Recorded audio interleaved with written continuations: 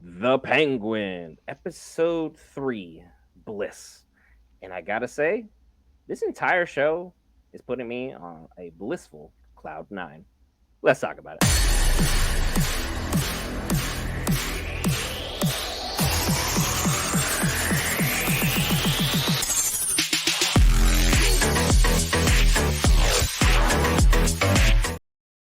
All right, guys, Brent here back with Geek Variants, cover all things Marvel, DC, Lord of the Rings, anime, gaming, Star Wars, and more. And back with me to cover all things DC, the man whose opinion you truly care about, Tony. Let's start with you. How do you feel about episode 3 of The Penguin? I'm trying to think of something bad to say, and I It's cannot. over. That's about it. It's it's no, the episode ended. That's the only bad thing I could say. When I say that they're hitting on all cylinders for the Penguin, they are. When I tell you each character is being developed and fleshed out like any character needs to be, it is. When I tell you they make you care about the characters and then take some of the characters away, like Victor's parents, who Brent will finally admit are dead. Maybe. Look, this episode picks up right after the second one, of course, but it gives you the time of where it is because Victor and his girl are on top of the roof hanging out with the bad crowd when, all parents tell their kids don't hang out with the bad kids. And guess what we kids do? We do it anyway because we hard headed and we don't listen. That's all kids. And then they're going up there because they're doing fireworks. All of a sudden they hear the skies light up, and they're like, "Oh, the fireworks might be starting." No, no, no. It's the bombs the Riddler set off to blow up the wall to flood Gotham, and that's what he sees. And what does that do to good old Vic? Gives him PTSD. We find this out later in the episode, much later in the episode, that my stuttering friend Vic now is traumatized. Not with the fact of the explosion, but the fact that just 15 minutes ahead of time, he was talking to his dad, his mom, and his sister about what they wanted to do and how they could get better. How he wanted his dad to do more than what he was doing. And his dad's last words to him was, "Don't go hanging out with them people." And you know what Vic did? Like any other kids, okay. And right when his mom was talking to him, he closed the door. That was his last experience with his parents before they drowned. And I don't oof. know how that affected him. Well, we didn't know at first until much later in the episode, and I'm going to jump to it because it's all got to wrap up. Vic is now the bag man with Sophia and Penguin going to the Triads Club to show them, hey, we got a business opportunity for you. And it's like, show us. So Oswald sends out his little, should we call them hookers or should we just call them call girls? his Ladies his and escorts. He sends out his four escorts out into the club, and Vic is the bag man. For those that don't know, the bag man is responsible for carrying the merchandise around in the club. So when one of the girls say, "Hey, I need some more," he's to go to them, give them more. Or if they say, "Hey, I need you to go to this table and give them this," then that's his job. That's his only job, and that's what Vic was doing. And so what happens? One of the little escorts has a thing for Vic. Am I right, Brent? she's got an eye on him that she probably shouldn't, but how She people likes waste their him. time is their business. And so they're talking, they're starting to dance. Then the club, I haven't been to a club like this. This is one of those rave clubs. I've never been to one. Boom, explosions start going off, and it sets Vic off. He drops the product all on the floor. He starts to have flashbacks, and this lets us know that he was deeply affected by what happened because we didn't see it at first. We didn't know what happened. It was alluded to that the parents died. It never was confirmed until Oswald and Vic sat down and started talking. And Vic kept saying, "My dad was like this. This is how my mom was. It's not, this is how they are." And Oswald caught up on it and started picking up on it. And then that that scene right there showed me that Oswald actually cares about Vic not as an associate or as an employee, but he's starting to be a friend. And in the book, he did have a friend named Vic. So I see the route they're going, and then that leads after Vic drops it all the product on the floor. The girl comes, picks it all up, and gets him. And he goes into the bathroom, and then all this time, the girl that he was with, that he said, "Yeah, I'm gonna leave this life for you. Get me a bus ticket." Now she don't waste her money because he's stuck in the bathroom talking to Oswald about what's going on, and she texts him, and he hides the phone. Any parent knows when your kids text and they hide the phone. Let me see it. Let me see what you're doing. And he sees it, and if you watch this scene and you look at Colin Farrell's face through the prosthetics, he shows hurt. He shows how hurt he is that Vic is thinking about leaving him. After everything that Vic has put into him, this kid has literally hurt Oswald. And you can see it.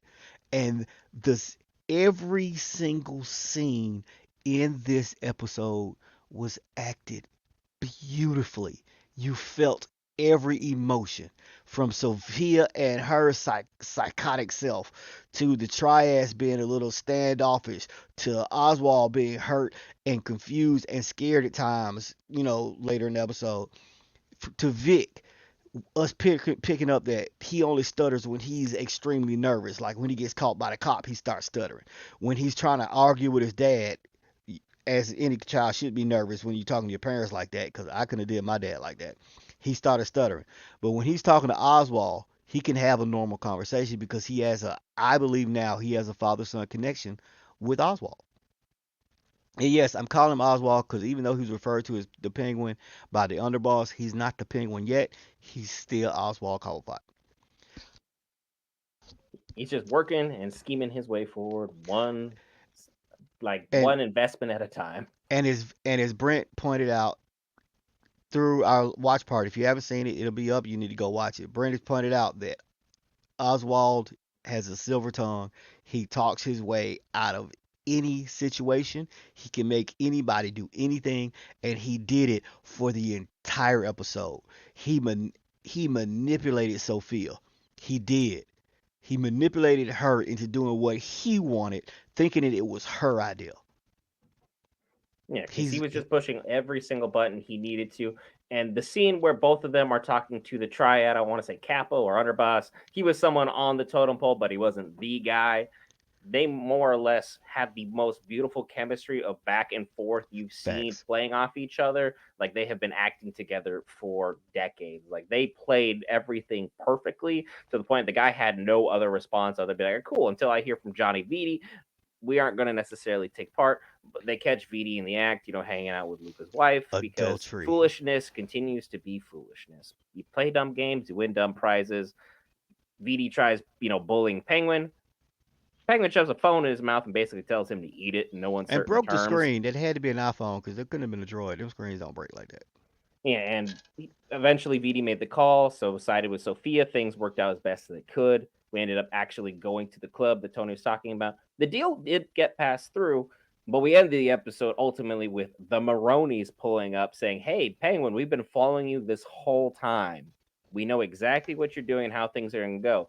Vic stormed off after everything that involved with Penguin, Yep. went to go check on his girl. He Nah, nah. pulled up Stole perfectly his in car. time. Stole his car.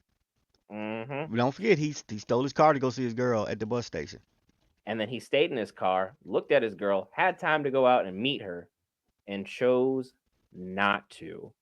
He had plenty of time to make that Yep. decision. He chose the life that he feels he deserves, and ultimately, the life he feels he deserves is one of ambition, which he, claimed to be in episode one. We're still not seeing enough of it, but Vic then pulls back around, ends up back at the club.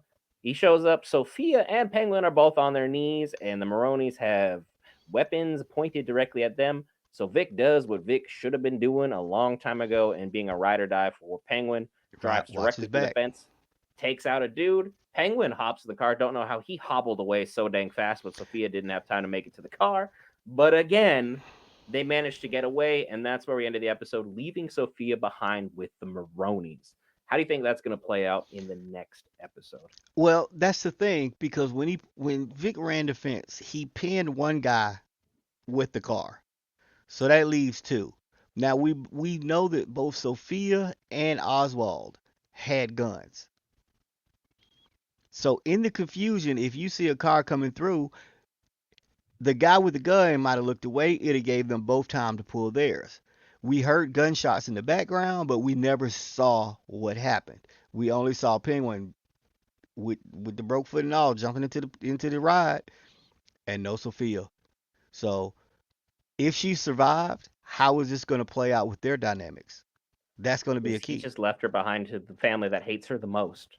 Like, Right. this is their best bargaining chip they're ever going to get. They played themselves into a perfect situation. I'm on the edge of my seat for next week already. Can't Counting wait. down for the Can't next wait. watch party. Anything else you want to have with the folks before we sign on off for this one? Check out everything on our channel, not just The Penguin, even though it is arguably the greatest show this year, just with 3 episodes being out. Brent covers a lot. Will covers a lot. I do what I can, but I know Iron Man sucks. So we're just going to ask you to, hey, go watch this show. Come watch us on the live stream. Subscribe to our channel. Talk to us. And that's all I can say. I mean, watch this show. I can't stress this enough. If you love the Batman, you're going to love this. It's This the is a same thing. fantastic show. It It's a is great fantastic. continuation. We're getting a movie quality TV show. I'm very happy with HBO for giving it to us. We have 100%. tons of great content coming up this week, including more Supermarket Simulator shenanigans. Agatha Shenanigans. all along. We have Dragon Ball Daima dropping this week. We got more Dan to Dan. We got more Blue Lock. We have more My Hero Academia hitting its season 7 finale. Be sure not to miss all those things. We have watch parties for most of those. I've been Brent with the man whose opinion in DC you care about, Tony. We'll see you in the next one.